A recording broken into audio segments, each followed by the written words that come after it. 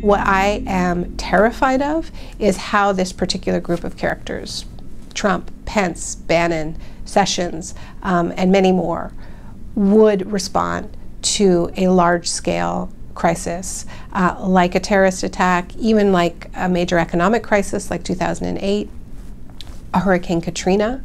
You know, and I say this not, you know, as out of some grand conspiracy, but because I've spent a lot of time researching how the Republican Party in particular have exploited crises. I really wanted to get the book out because I am convinced that at the first domestic opportunity, we will see bans on protests, we will see attacks on the press, we will see, I mean, there are people on Fox right now openly talking about internment camps as if it's a good thing, right?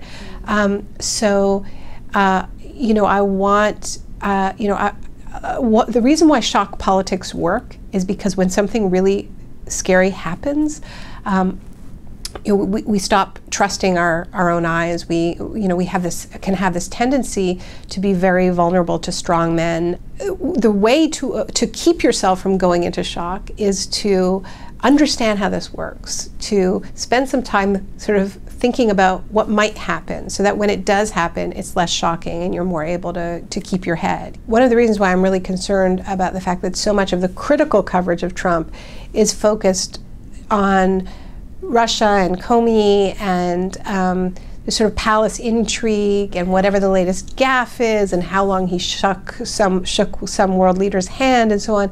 I mean, I don't think any of this speaks to Trump's voters. I think it mostly just reinforces a narrative that their guy is under siege, that there's some sort of grand conspiracy against him. Despite all the seeming chaos swirling around his administration, there has been a methodical pushing through of policies. All of it is methodically transferring wealth upwards to his own class, to his friends, to his family, at the direct expense of the people who voted for him.